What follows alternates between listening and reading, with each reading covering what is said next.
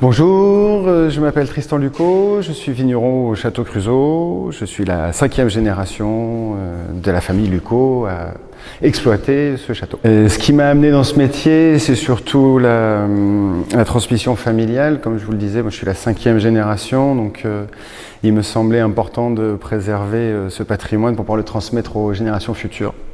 J'ai fait une petite formation parce qu'en France, pour pouvoir être exploitant principal d'une exploitation agricole, il faut obligatoirement avoir un diplôme. Mais à vrai dire, j'ai fait une petite formation courte. Le gros de ce que j'ai appris, c'est surtout mon père et mon grand-oncle qui me l'ont transmis. Au Château Creusot, on cherche surtout à maintenir un certain niveau de qualité. Dans le sens où on aimerait se positionner plutôt comme un vin de connaisseur plutôt que comme un vin grand public et qui plaise vraiment à tout le monde. On aime beaucoup cette idée d'avoir des gens qui reviennent chez nous parce qu'ils sont habitués à notre qualité de travail. Voilà.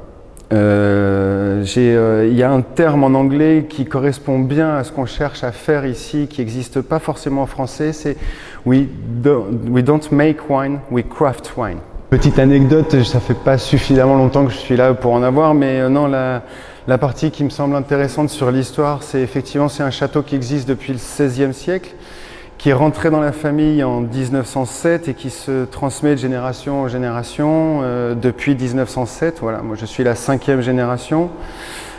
Pour l'aspect un peu traditionnel qui est en train de devenir un peu une nouvelle tradition, c'est que mon père avant moi avait été architecte avant de rejoindre son grand-oncle pour prendre sa succession.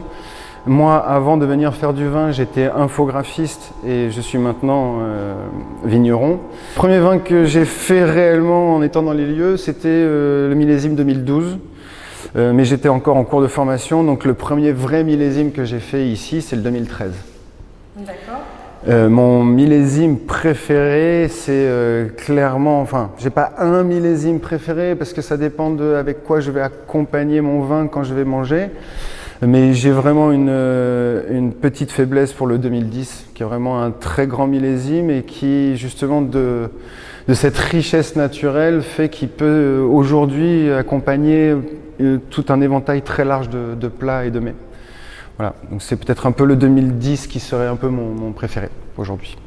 Ce que j'aimerais, c'est en fait préserver un peu ce qui était déjà existant quand moi je suis arrivé. On avait quelques clients qui sont habitués au niveau de qualité et d'exigence des générations d'avant.